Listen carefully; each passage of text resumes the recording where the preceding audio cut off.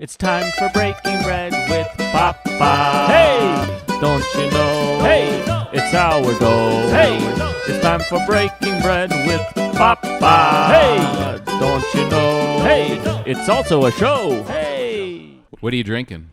I got a little DC, as they say. Oh. I usually put a lemon in there, but Do you? no. Is that your thing, or do you do coffee also? I do coffee. I do Death Wish coffee. Are you into the Death Wish coffee yet? Ooh, no. What's that? Oh, I'm gonna hook you up. You know, I'm the king of hookup. So Yeah. there's these guys.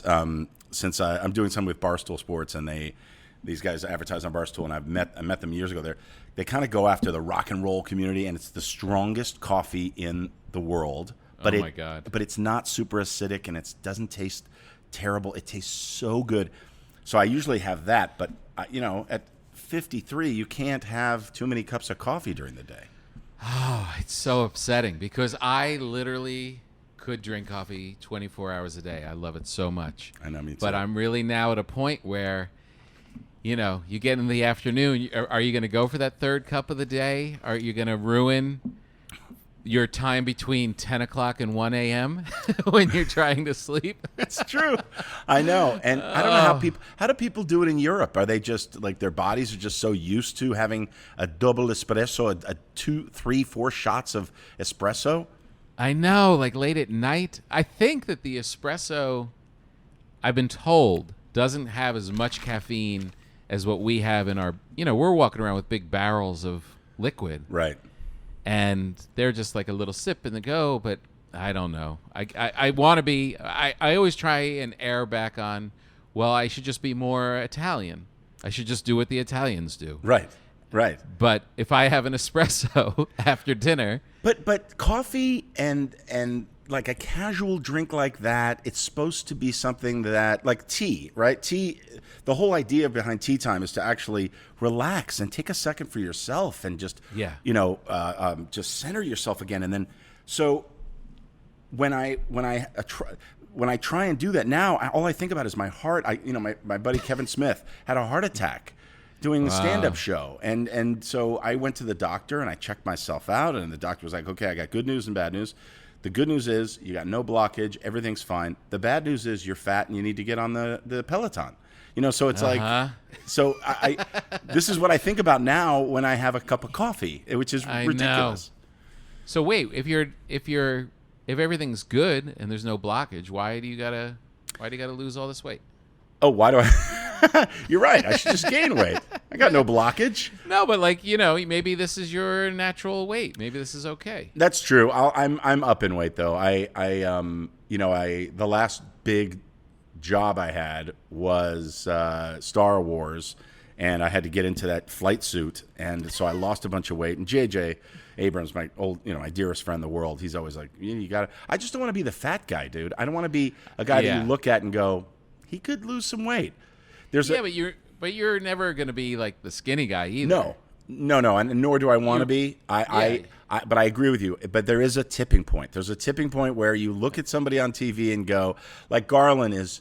I fucking love that guy, and I look at Garland and I'm like, okay, when he gets too heavy, I'm like, oh Jesus, I don't want him to. No, don't take your underwear off too quickly. It's like I want him to take care, be gentle, and that's where I feel like I am now because I'm eating everything. Right, I know.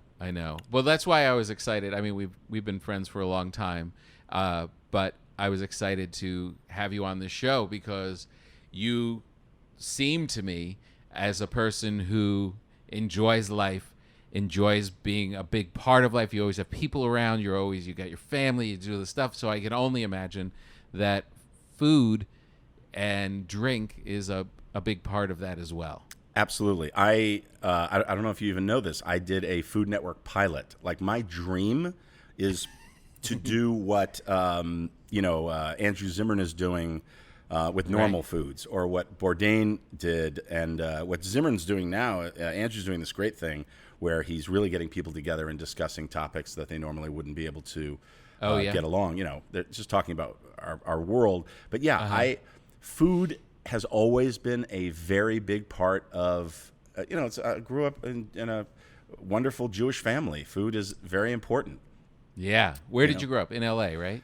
Yeah, grew up at West LA, right at the San Diego Freeway and Mulholland. So right up there, the highest bridge in Los Angeles. You drive under it, But it was a very unique situation. We lived right on Mulholland, right off Mulholland, like a block off Mulholland. And if Right. people don't know, Mulholland, this famous street, the valley is on one side. It's the peak of the hills, and on this side is the city. We actually had two different area codes in our house. We had a 310 and an 818 in the house. No way. Yeah, and I went to school. I went to Roscommare Elementary School, Emerson Junior High, and Uni High, which were all in the city. But I Yeah. could have easily have gone to Valley schools, and it literally would have changed my life if I went to Valley schools just because of the friends that I made and they're Right. lifelong friends. Yeah, yeah. Oh, that must have been a thing growing up because I came here later in my life, but I know there's like that big thing of like the Valley and the West Side and just having the whole. I didn't know it was a thing until I was in someone's office and the assistant was sitting at the desk and I said, "Where can I get a haircut in the Valley?" And she literally stopped typing, looked up, and said, "No one gets their hair cut in the Valley." That I was is, like, yeah. "What's wrong with the Valley?" Right. I think so. My mom, she accentuates the A. So she's always been. We gravitated towards the Valley. I want to live. You got to tell me. There's got to be an area where you grew up that is equivalent to this, where it's just it's almost like you're throwing in the towel. You're trying to keep up with the Joneses, and then you move to the Valley, as my mom calls it, the Valley. She literally says that to get under my skin, and it used to be a lot worse. As far as Oh, yeah. I never cared, but it Right. used to be a thing where you're just, first of all, you drive down from the city down the 405 into the Valley. So you're going down, Yeah. right? So there's that negative connotation. And I'm sure you've heard this joke where the Jewish couple standing on Mulholland, they come over the ridge from the city. This is when the Valley didn't have anything. And it was like, "Look, Sherman, Oaks." And he said, "Van Nuys." I never heard That's that. not me. I'm not taking claim to that. I just love it. I love it. I love that. That's so great. But- we had a Jersey town. I'm sorry to interrupt, but we had a Jersey town that was Mahwah, New Jersey, and it was near where I grew up. And the thing was, "Here today, gone to Mahwah." That's kind of perfect. I mean, that's Yeah. growing up was always like, the Valley, the Valley, the Valley. And then I love it. I love Yeah. the Valley. There is one street. It's called the Ventura Boulevard, and it extends from one side of the valley to the other. I couldn't be happier. When we moved out to the West Valley, where we are, there was Yeah. no one living out. You had to have your shots to actually, move or visit this far out. Yeah. Now everybody's in the Valley. Everybody sees know. value in having not a postage stamp, not living on top of your neighbors, having a little bit of a yard, and getting more Yeah. value for your buck. So I love it where we live now. So when you were a kid, would you come into the Valley? Was Arts around? Arts Oh, yeah. Deli? Arts Deli, but we had Dupar's. So Dupar's, Ooh, where yeah. Jerry's Deli is now in Encino. That used to Okay. be Dupar's. Ah, The Dupar's that is in Studio City, right. and It's that's closed. gone now. It's so sad. Yeah, and so I think the only remaining Dupar's is at 3rd and Fairfax. Yeah, it's the I only one believe. left. Yeah, and so food for me started with Dupar's and my grandmother. So my grandmother, my nanny, we used to call her Nanny. It's just the greatest. She had the greatest cackle in Oh, the yeah. world. Laughed at everything. It didn't. I mean, Wow. gave you shit for everything. I remember she gave me money for my birthday. She called me the German because I always saved money. I don't know why. She was always, "Oh, you're the, The German of the German. family." Yeah. And we would go somewhere, and we would go to Farmer's Market, and there was a place called Andre's. Andre's in Farmer's Market was an Italian cafeteria where you could get spaghetti and cheese bread, and for $2.60. And she would take us, and it would be like a grand meal for her. She also, my nanny, I love your show, by the way, because I just don't have these conversations. Yeah. she'd do a thing where she would say, so if you're going to go for a proper meal, it had to have a salad, you order, and it's got to come with salad, soup, an entree, a drink, a side, and dessert. And then if you got all of that and everything was properly laid out, like the soup had to be hot, everything had to be good, she would say, now that's dining. That's how she would end the meal. Oh, that's so perfect. It's the best. It's the now best. that's dining. Yeah. I love that. I miss her so much. And she would make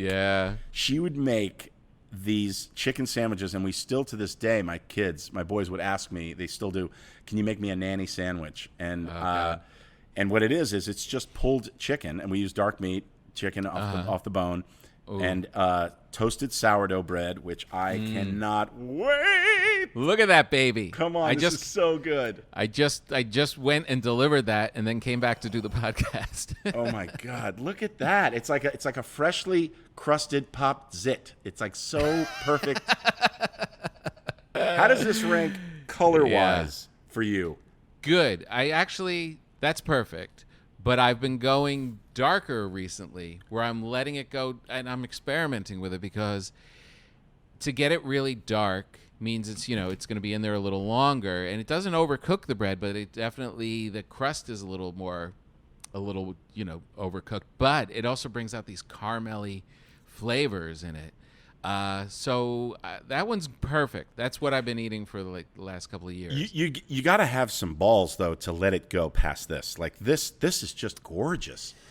Yeah, no, it is good. But like I said, I'm going to bring you even better bread than that. I want to see what you think of that, because I know that's totally good. That's great.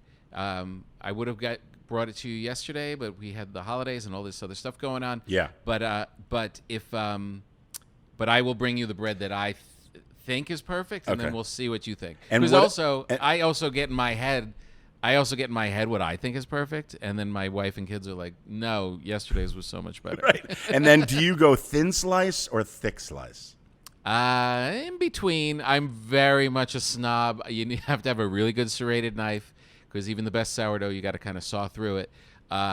When I come into the kitchen and my wife or children are just hacking away and mauling it, I make them leave the room. I know. I'm the same way. Get out. Yeah, or I'll prepare a sandwich or buy a sandwich on great crusty bread or something, and then my kids are picking at it and taking stuff off of it. I'm like, what are you doing? Like, do you buy a piece of art and then start messing with it to make it the way you want it? Try it. Right? Try the way the master intended it to be. I know. What about your butter? What butter do you like?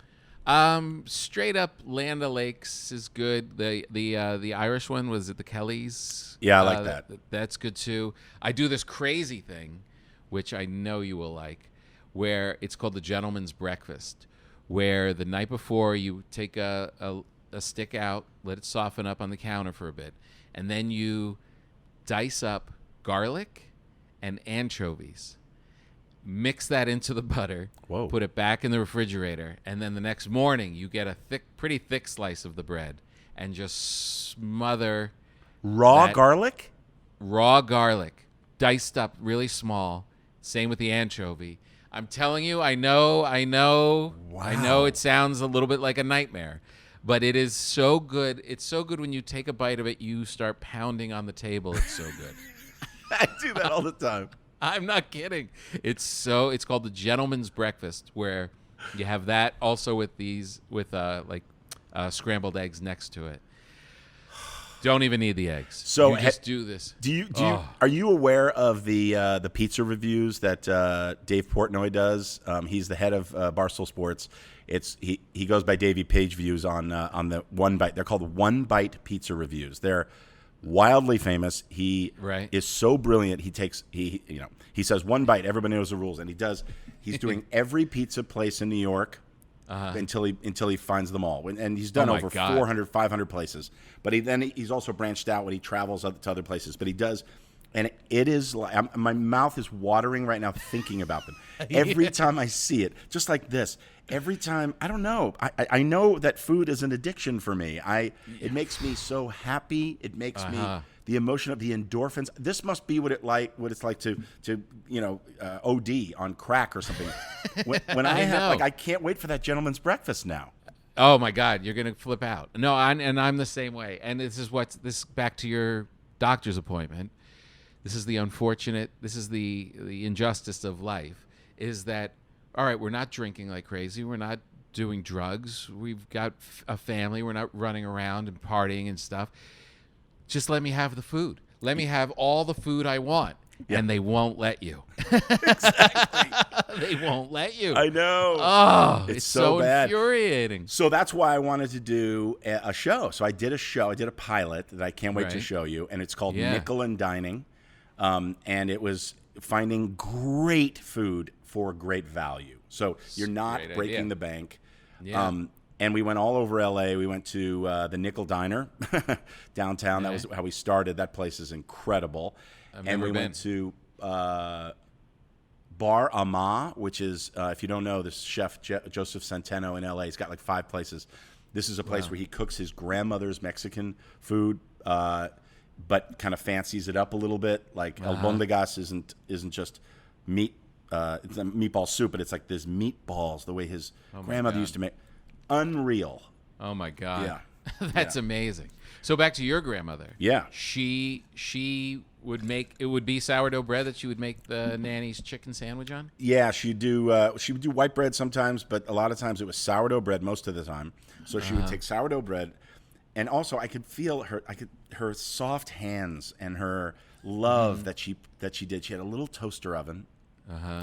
And the kind that like slid up and seemed to open like that, you know what I mean? And she would toast the bread perfectly, put a little bit of mayo on it, sliced tomatoes, lettuce, and this chicken, the pulled chicken, and somehow none of it hung off. It was all perfect. It was like Jenga, the way she did it on the bread.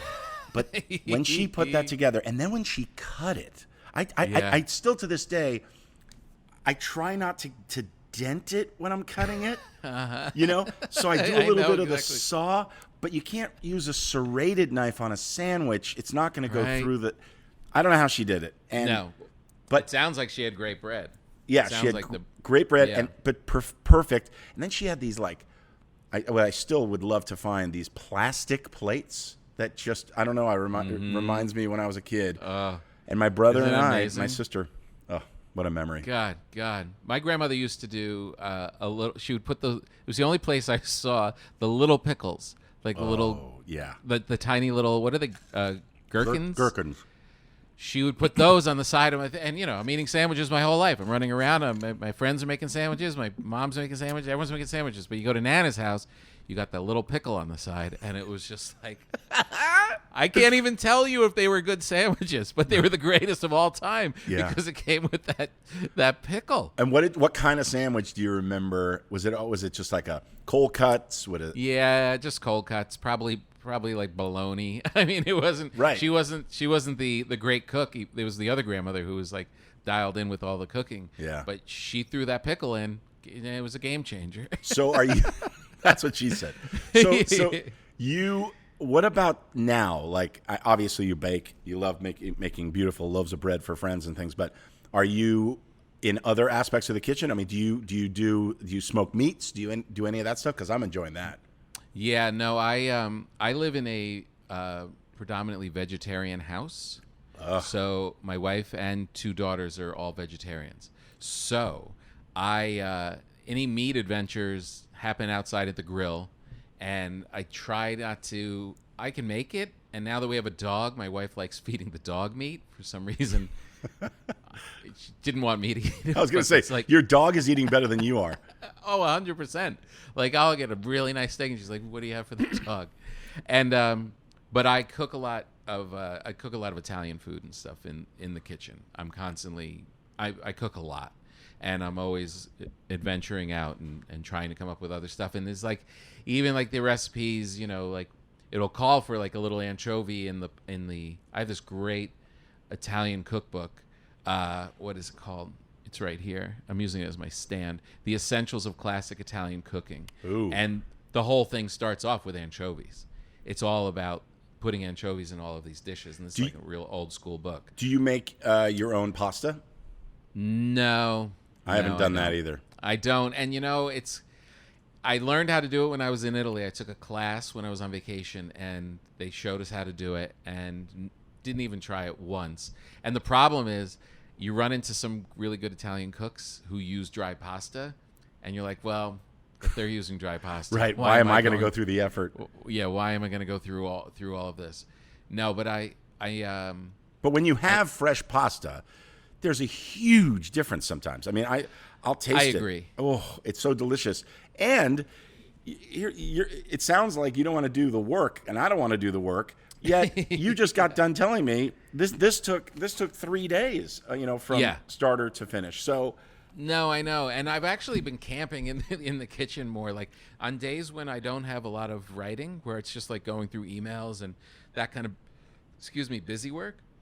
I'm like, I'm just going to spend the day in here. I'm going to sit at the counter with my laptop, and I'm just going to make eggplant parmesan all day. Yeah. And I'm going to make the sauce and just kind of don't leave that area. And it's amazing. How old are the girls?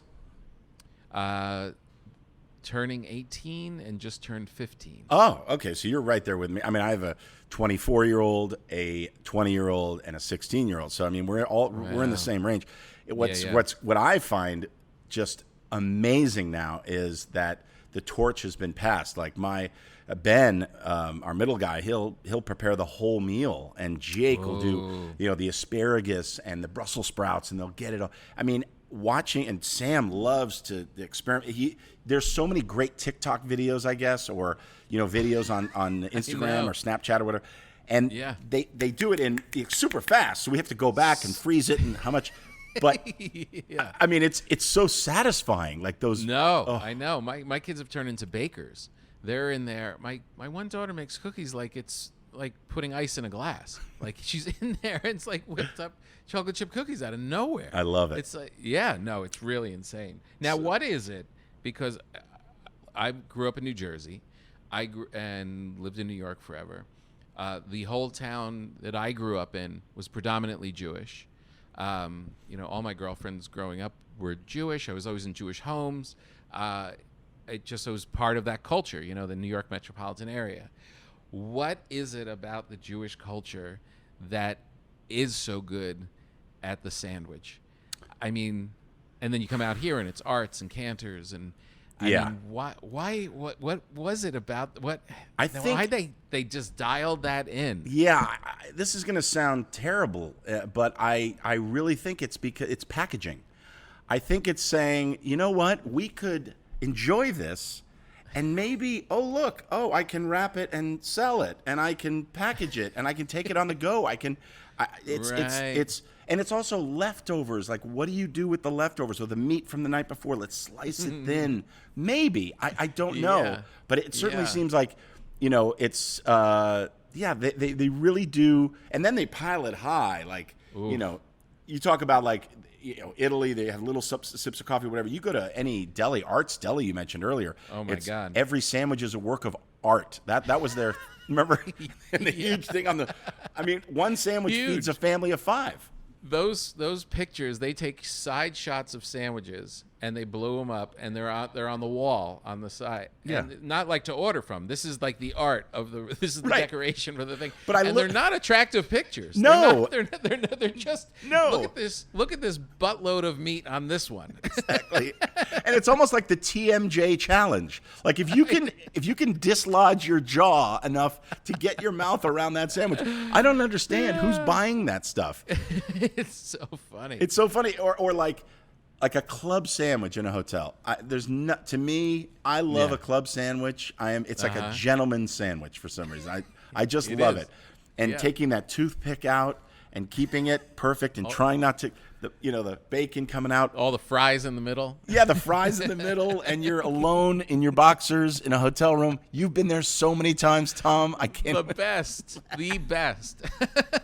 And also, in a hotel room, you can do that at 2:30 in the morning. Oh, the best. Using a whole shower towel as your napkin. That's exactly right. You spread out on the bed. You're sitting on the edge of the bed watching CNN International, eating a club sandwich from downstairs. And it's not even that great, but it's just, it's your time. But you're like, I'm the king. Oh, yeah. Look at me. Exactly. I made it. Yeah. And I have like little sourdough crumbs stuck in the hair on my chest. And I'm like, this is the best. I love it. Now, who was your nana? Your nana, whose parent was that? That's my mom's mom. Your mom's mom. Yeah. And Helen Klein. Yeah. And Helen Klein. Perfect. And did she teach your mother how to cook?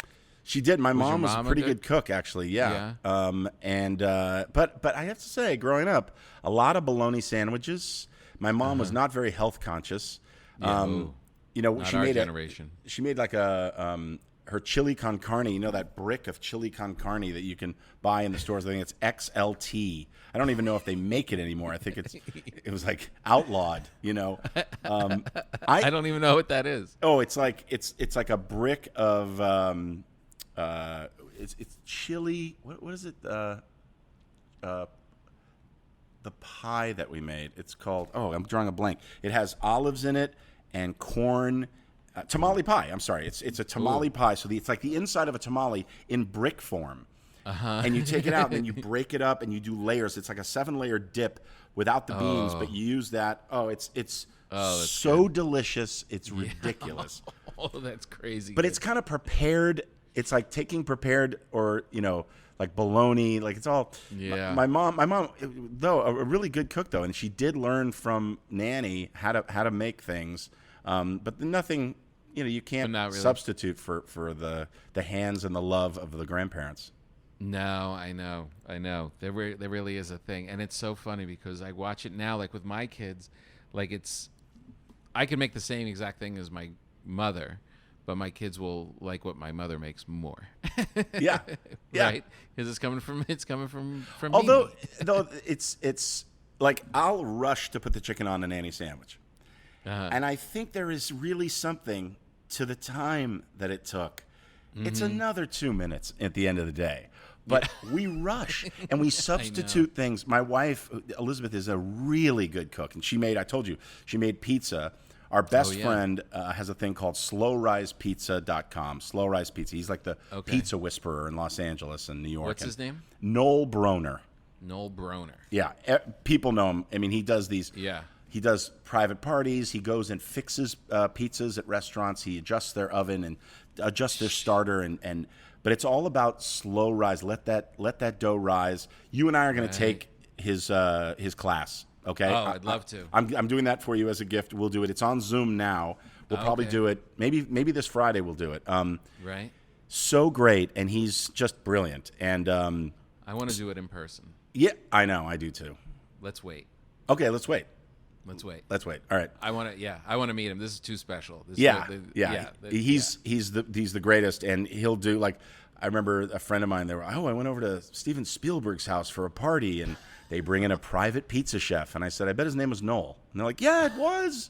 Oh, really? So he does these private parties. He does events. Wow. He does. Does he? Have you been to his house? Yeah, he has a house in Santa Monica.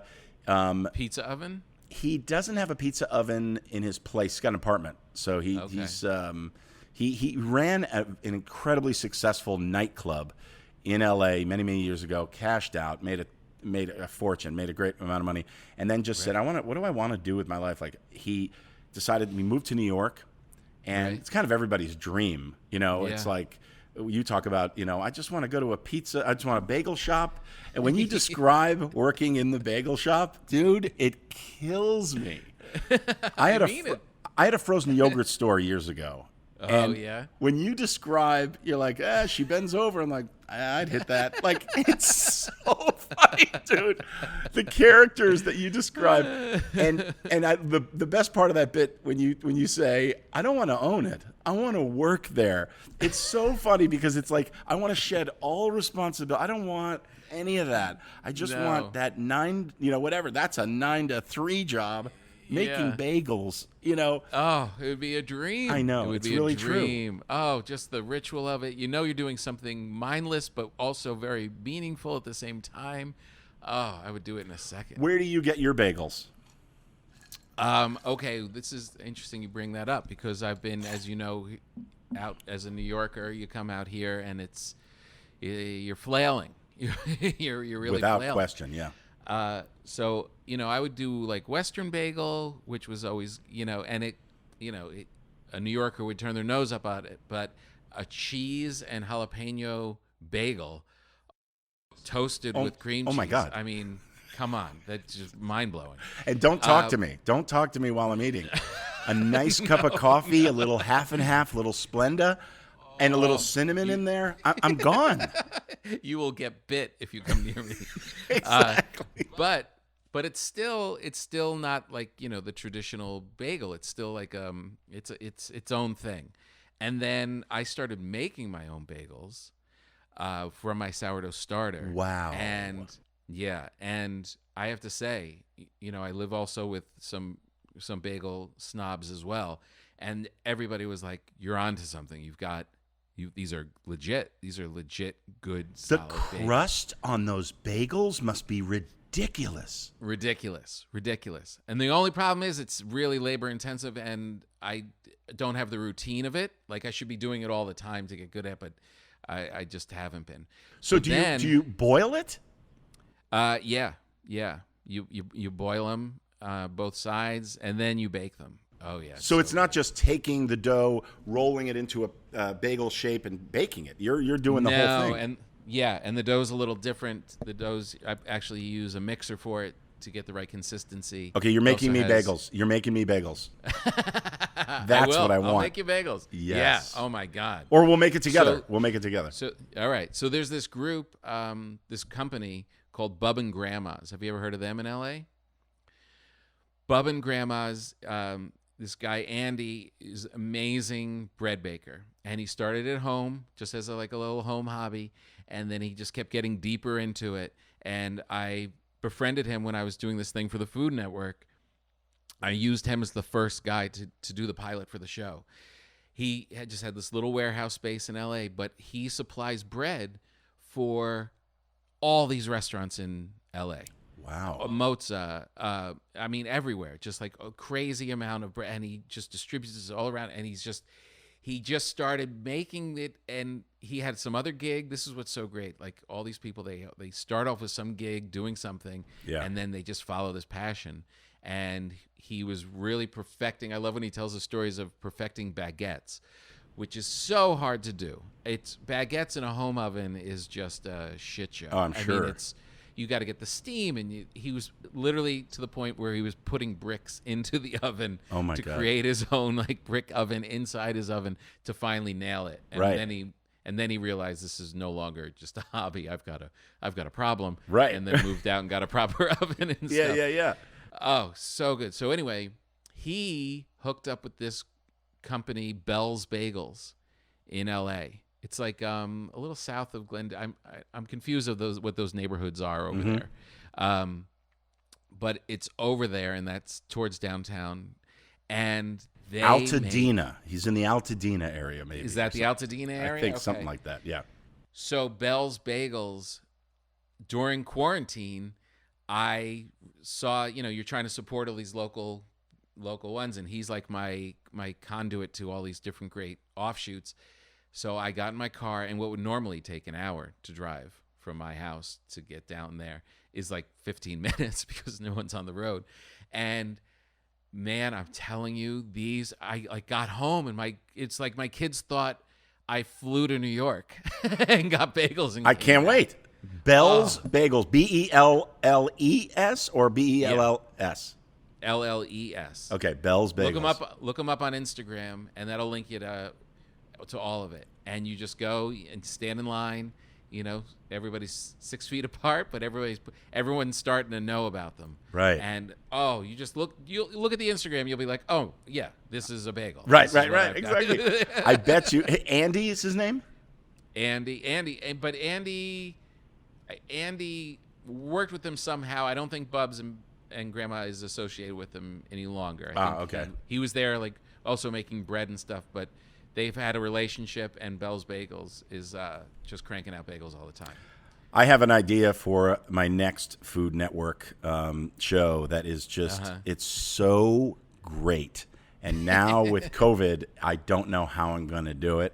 Yeah, you got to wait it out. To be honest, yeah. But I can still, actually, I could still do it. I'll tell you offline because I don't want it to get stolen. But it is one of those ideas that every time I mention it to somebody who knows that whole world or it's done it, like you have and I have, it's just an idea that goes much beyond just the tasting of the food. It's where the food came from and the people involved and the passion of it and all of it.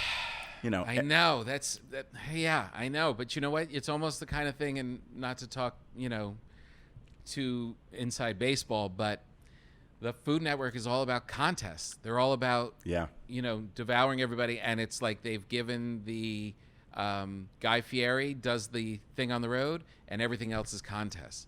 And which is such a shame because there's so many stories to be told, and the Food Network is such a great spot. It's like, but food has permeated the other networks too. I mean, travel is into it. Yeah, obviously the Cooking Channel, it's all scripts, but they've got the History Channel. I mean, you could do the show that when I tell you this idea, you're going to just be like, "What?" I mean, it's great. We should do it together. It's like it's one of those. It's just so great. I love meeting people through food. You need to have. I just did a talk show. You and I just recently spoke about Twitch and how this is a whole other level of entertainment, gamers and all that. But on there, believe it or not, there's inside a video game. You build a house, you build a farm, you sell your crop, you meet your neighbors. All these people are building. So it's kind of like Sims or any of those games, right? A guy named Gary Whittle, he wrote Rogue One. He's a writer. He built the Tonight Show set in the basement of his house inside the game, and he's been hosting a talk show. No. Yes. So they create a little avatar of you, and then you are on the show, and it's called Talking Animals. Right. And I was like, he reached out to me, and I'm like, that sounds like really quirky and weird, and yeah, why not? All I have to do is do the microphone thing, and somebody else is controlling because I don't play the game. Right. So he said, okay, yeah, you'll be on the episode, and I'm getting around to who you need to have on this show, but he said, you'll be on the episode with Elijah Wood and Danny Trejo. And I was like, wait. The real Danny Trejo and Elijah Wood? Yeah, they're on the show with you. They'll be sitting there on the couch, on the fake couch inside the game. So we did it. Now Trejo has Trejo's Donuts, Trejo's Tacos. You need to talk to him. Like Danny needs to be a guest. I know. He is serious food guy. Yeah, and he's passionate, and it's not just licensing that bad guy image. Like he's a sweetheart. He's a great businessman, but he really has a passion. And there's so many vegetarian options at Trejo's Tacos, and I mean, it's amazing. The guy is like incredible. Yeah. No, people told me I have to have him on my Sirius XM show because he shows up with food. He like brings tons of food. That's really funny. You're like, Danny, your episode's going to be about 3 minutes, but I just need you to show up. Come by, just be my delivery guy for this episode. It's funny. Wow, that's amazing. That is really cool. Have you always been this passionate about food? Like, where did your love of all this? Did it come from your family? Like, were they big? Like, did they have? We know your grandmother, but were they a hosty kind of family where there's? Yeah, I mean, my dad was in the schmata business for 30 years, and always, that we had parties at home and things. But we would always seek out. That would always be an adventure. Like, it was only, now we take our kids to sushi on a weekly basis. It's ridiculous. I know. It is ridiculous. I mean, remember when going out to eat, what that meant when you were a kid? That's what I'm saying. It was always a special event. Huge. I mean, we go to Monty's, like, this place where you get what my grandmother Nanny referred to as dining, and it was just, the courses and everything. Lowry's, we'd go to Lowry's for prime rib. only once a year. I know. It was Now a I big ask my event. boys, I'm like, hey, what do you guys want tonight? They're like, can we go to Lowry's? I'm like, what are you talking about? No, I'm not spending $400 on a meal. Like, 3-4 times a week. right. No, it's not happening. But it was, yes, we went and enjoyed those experiences together and, had these wonderful meals together. But I was very independent. I was like, I tried to be independent, and I was independent very young. I guess by today's standards, it's not that young, but back then it was, at 18, I was gone, man. I was out of the house. I was in college, and I wasn't coming back to live at home. And so to show your independence as a kid, you could do it in certain ways. Like, no, I'm gonna put fog lights on my car at 16. I'm do it. I'm gonna do it. I'm gonna get a job. I'm gonna get my own money. I'm gonna do my own stuff. You can't tell me. And then it also translated into the kitchen. Like, I want something to eat. I'm gonna make it. Right. I'm gonna put these things together. I'm gonna try and make lasagna. Like, I'm gonna do that. Right. That's cool. That's really cool. Now during this time, were you thinking as a kid, like, acting is my path? Were you pretty clear on that?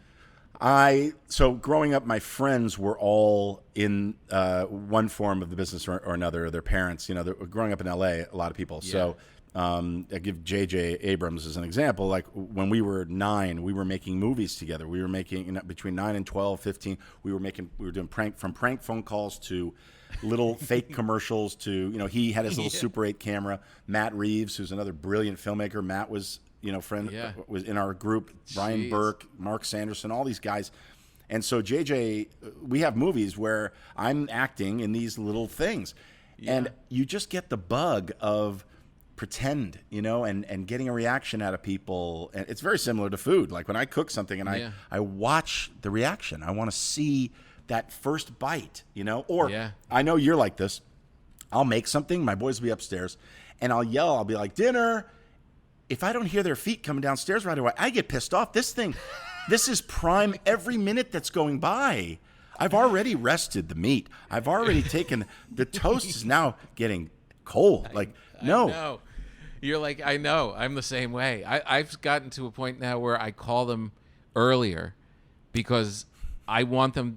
I don't want you judging this when it's this. You got to see what I made at the moment it's supposed to be eaten. Yeah, I did. This morning early. I did that. This morning, before I put butter in the pan, I scrambled the eggs. But before I poured them in, I was like, breakfast ready. So by the time they got downstairs, there's a place right by you in LA called Petit Trois, and Now, I love that place. Love that place. Oh, that's one of the places that during this where we can't go out to eat, that is one of my little daydreams, is sitting at the bar in there. Me too. Having a drink. Now, the bar, do you sit at the bar or do you sit at the kitchen bar? I've never sat at the kitchen bar. Oh, I've never. That's your drink. Are you kidding me? You know how there's the bar here, and then there's the kitchen. Over there. You can sit right where they're preparing all the meals, and probably now, in the future, now it'll be a big glass or plastic barrier. Right. But to watch the food in there, Chef Ludo Lefebvre, incredible. Their bread, so good. Their bread. I know. Because as you know, I am a bread snob. So when I go out to eat, even a good restaurant, you'll be like, the bread will come and my kids will look and be like, what do you think? And I'm like, it's all right. Right. That place, you're like, oh, shut up. I don't even know how to make bread yet. I've been in there a bunch of times and they have run out of bread, Tom. When you run out of bread in a restaurant like that, you know it's good. So good. Oh man, is that place we good. We were on a plane. This is hilarious. We're on a plane. It was the only time I've taken my kids to Europe. I was shooting Star Wars, and then I had to go back and shoot. And I was like, you know what? I'm going to take them back with me. We have vacation. My son is a baseball player at LMU. My other son is baseball. Wow. They were traveling, always just sports. Wow. So we actually had some time, and I was like, all right, let's go. So we took them to Europe. We're on the plane, and this stewardess, she says, she watches me eat. I didn't even know she was watching me. And she leans over and she goes, you like to sop it up, don't you? You like to sop it up. And I said, what? And she goes, you sop it up. I was watching you take the bread. You saved the bread to the end. I was watching. I was like, I wonder if he's going to sop it up. And then you did. You took it and you sopped it up. And I was like, oh, my God, she's been analyzing. Then she turned to my family, and she's like, he sops it up, doesn't he? Everybody, we're in like, we're not in business class or anything. We're in the back of the plane. I'm like, this is embarrassing. No, that's a badge of honor. Are you kidding? Exactly. Oh, my God. Oh, no, the Petit Trois is that kind of a place, too. Yeah. I mean, when you get like the escargot and stuff and you have that buttery extra. Oh, my God. My God. And that bread, forget it. By the way, that's what you should do is you could go there, and even if you're a vegetarian or vegan or whatever, you could say, I want the escargot with no snails. Just bring me the garlic butter and the bread. I'm done. Oh, so perfect. Now wait, let's not go past this so lightly, because I know it's common to you. You've been friends with JJ since you were a child, but to be able to say the sentence, my kids came over while I was shooting Star Wars. Yeah, crazy. I mean, that is a big, fat, weighty dream of a thing. Yeah. And do you get twice. Do you carry that? Like, do you realize how special that is? I do, and it's a job that I'll never be able to. I can't measure anything up against it. Yeah. Every time I work with JJ, he's my best friend, and you know this. You have incredibly talented best friends, and when you get a chance to work with something like that, number one, it's not work, and number two, you just feel so lucky. You just want to soak it up. I mean, when I sop it up, when I was when I was over there shooting, everything is historic. We're on the Roger Moore stages. We're at Pinewood. We're shooting where they've shot every Star Wars movie. I'm now a character, Snap Wexley. I'm an X-Wing pilot. Now I'm an A-Wing pilot, and I'm like one of the best. They've written all this stuff about my mom, and there's this lore and the history, the canon. They've expanded my character. Like, what the hell are you talking about? Why me? What a gift. I mean, it's so great. We're shooting. There's a scene in The Force Awakens, and we're all standing around, and I've gone on recon, and I come back, and I'm telling everybody, and Oscar goes, all right, so Snap went out and tell us, Snap, what's happening. I'm like, all right, so they've got this and this and this and this. And I'm looking around. There's Harrison Ford. There's Anthony Daniels. There's Carrie Fisher. And I'm just, and between my lines, my jaw is on the floor. And so, we've got 3-4 cameras going. JJ comes over to me after 2 takes, and he was like, that was really good, but you're watching the movie. I can see you watching the movie. And he was so right. Like, I've always been a Star Wars fan. I grew up with it, with JJ. Oh my God. To be doing this, That's so crazy. I don't take a moment for granted. So the originals and they were all shot at the same studios there? Pinewood Studios. Pinewood Studios. Yeah, and then they've gone to the Middle East many times. All those great shots of the desert. But no, that's where they shot. And we actually shot Rise of Skywalker is on the Roger Moore stage, is the largest stage I think in the world, and all of that incredible, all the greenery and the Falcon and all of that, the cave feeling. That's all real. We had a couple people pass out because it was so dank. They created such a sweaty, swampy feel. Yeah. And there was an extra. We're all just supposed to be standing there looking, and we're all frozen. We're listening to the speech, and I'm keeping it alive. Everybody's keeping it alive, and I see this person in front of me, and she passes out. Oh no! Because her legs were locked up. She was standing there so long, stiff. And I went up to her, and they rushed her out, and I said, she was like, I didn't want to ruin the shot. So I went up to JJ, and I'm like, dude. And he goes, what? He went up to her. He's the sweetest guy in the world. He's like, don't ever try and save a shot. We can always get another shot. Oh, my God. Yeah, it was. Yeah, but it must have felt like pressure. I mean, when he first got the offer to go do it, I mean, had to have been one of the first people he called, right? Yeah. I mean, he talked to his wife about it, and the how time consuming it was going to be and labor intensive over the course of 2 years or more. But then he called me and he's like, I think I'm doing Star Wars. And I was like, what? First of all, so excited that he was going to bring this back. Yeah. And then, of course, my next question, was, who am I playing? What are we doing? Yeah. And he's like, I'll look out for you. We're going to write. I'll think of something. And I got to, and he said, come over to London. And they were starting to shoot. I still didn't know. I knew I had a part, but I didn't know what it was. I didn't know.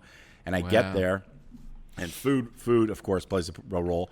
The entire cast, they were in a Chinese restaurant in London, down underground.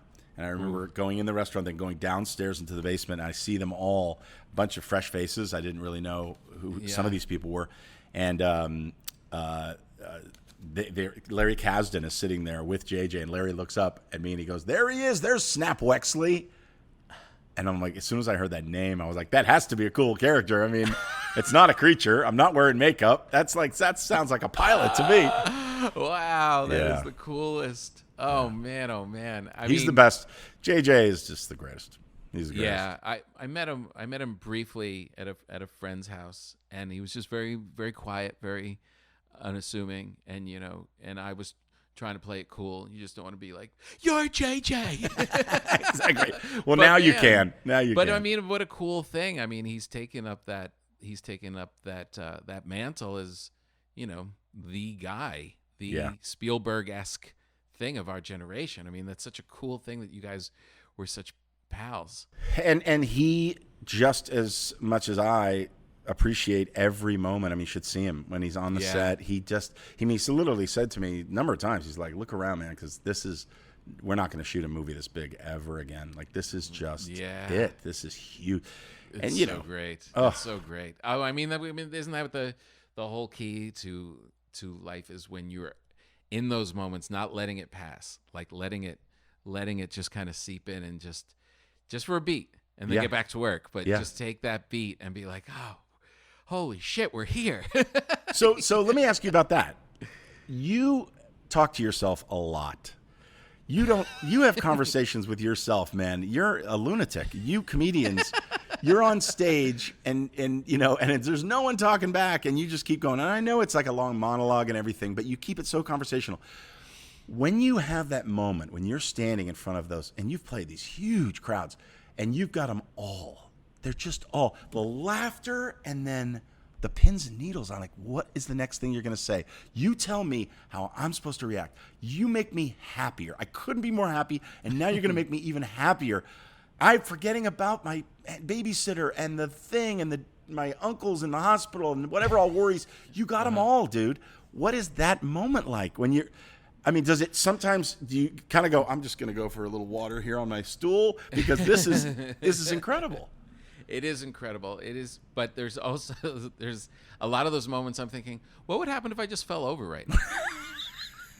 There'd be no show. Right. Like, how weird is that? Like, all of these people, all of this thing, and it, like, literally, if I just pass out right now, that's it. That's literally the whole show. So do you remember I forgot the name of the comedian, but I saw him in Beverly Hills. He was a one-man show. Mm-hmm. I got to remember his name. Oh, he was really funny.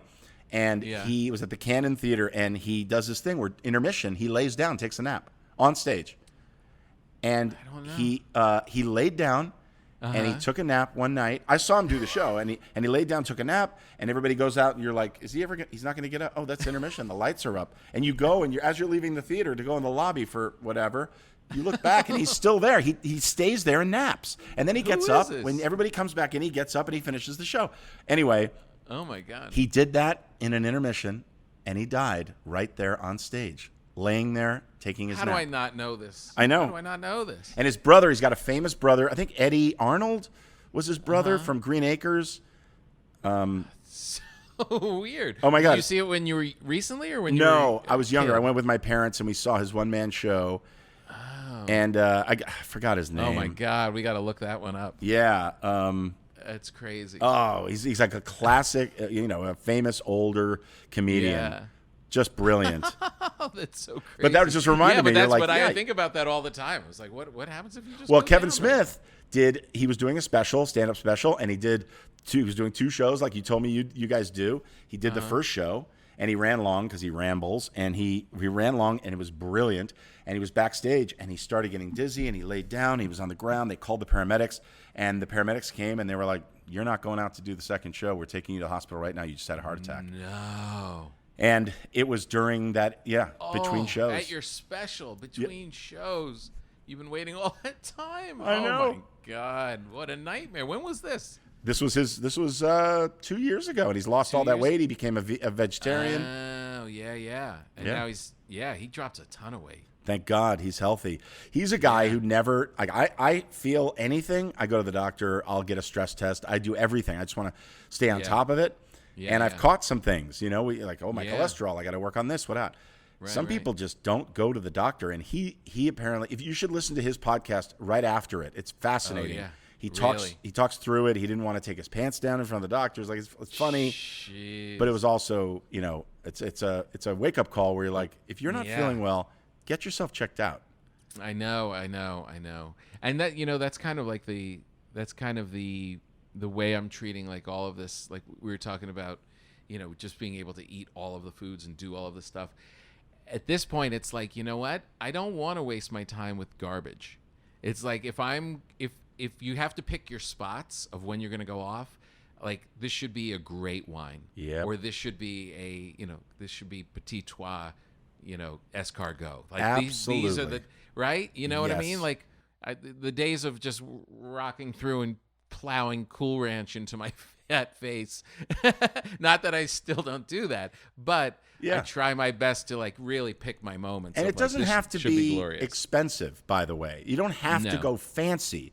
Like when you watch the Food Network shows, the one thing that I do appreciate when I watch, like, you know, Diners, Drive-Ins, and Dives or something. I mean, you look at those and you're like, he says they're diners, drive-ins, and but there's passionate. These are artists, man. These people are, you know, it may not be the healthiest, but it's at least you're getting someone actually took the time and the care to prepare something for you. When I go to a restaurant and I just know it's a short order thing and they're throwing it together and it's just whatever, I get so angry. I know. I do too. And you can feel it. It's just like you feel like you're being conned. Yeah. That's the problem. It's like you want to like kick the door to the kitchen open and go, just so you know, I know better. Exactly. So I'm aware. But by the what way, you're doing. by the way, same is true with a stand-up that just gets up there and just plows through it and doesn't give much thought. The homework. Yeah. It's all about preparation and homework. And this is what I tell actors ask me, they're like, how do you make, what do you do? And I said, just stay in line. And I don't mean, I say, don't get out of line. And I don't mean don't get out of line like abusive, whatever. Stay in line, because it may not happen for you today, but the longer you stay in that line, the more prepared you're going to be, the better you are. Yeah. You know, it's almost exactly better right. when it takes longer. No, I know. I always, my analogy in the same thing was waiting never hurts. You know, it's like a rubber band. It's like you pulling it back and they're pulling it back and pulling, and you think you're ready to let it go and they don't let you. And so it'll just be that much stronger. That's a great one.